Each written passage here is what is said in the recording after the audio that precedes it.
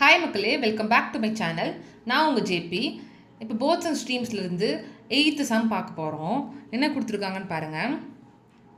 The speed of the current is 10 km/h. Speed of the கரண்ட்னா என்ன அர்த்தம்? Speed of தி ஸ்ட்ரீம்னு அர்த்தம். ஓகேவா?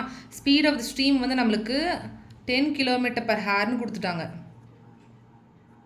Next, if the boat can travel 150 km upstream and 250 km downstream in the same time na இப்போ time வந்து நமக்கு constant ஆயிடுச்சு. Then find the speed of the boat in still water.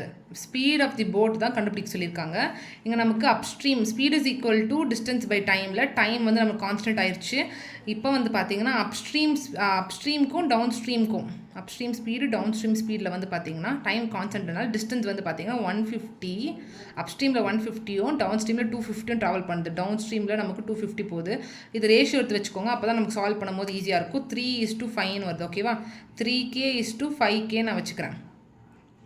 இப்போ என்ன கேட்குறாங்க? Find the speed of the boat in still water கேட்குறாங்க. So first நமக்கு தெரிஞ்ச விஷயம் என்னது?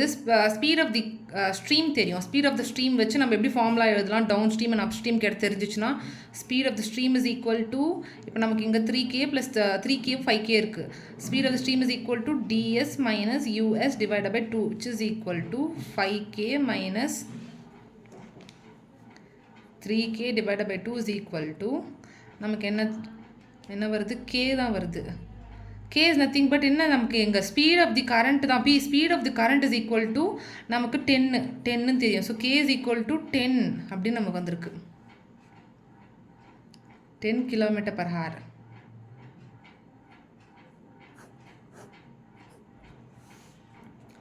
சரி, இப்போ நமக்கு தேவையானது போட்டோடைய ஸ்பீடுக்கு என்ன பண்ணணும்? ds + us divided by 2ன்னு போடணும். இங்கே 3k 5k இருக்குது, ரெண்டுத்தையும் ஆட் பண்ணால் 8k divided by 2 which is equal to 8 × 10 divided by 2ன்னு வருது which is equal to 40 km. 8 × 5 வந்து 40 km/h. ஆப்ஷனில் இருக்கான்னு பாருங்கள். அவ்வளோதான், போட்டு போயிட்டே இருங்க. இதில் ஏதாச்சும் டவுட் இருந்துச்சுன்னா நீங்கள் கமெண்ட் செக்ஷனில் கேளுங்க. என்னோடய சேனல் பிடிச்சிருந்தா மறக்காமல் சப்ஸ்கிரைப் பண்ணி சப்போர்ட் பண்ணுங்கள். உங்கள் ஃப்ரெண்ட்ஸ் எல்லாருக்கும் ஷேர் பண்ணுங்கள். ஃபர்தர் வீடியோஸ்க்கு நீங்கள் நோட்டிஃபிகேஷனை வந்து பார்த்தீங்கன்னா கிளிக் பண்ணி வச்சுக்கோங்க. தேங்க்யூ.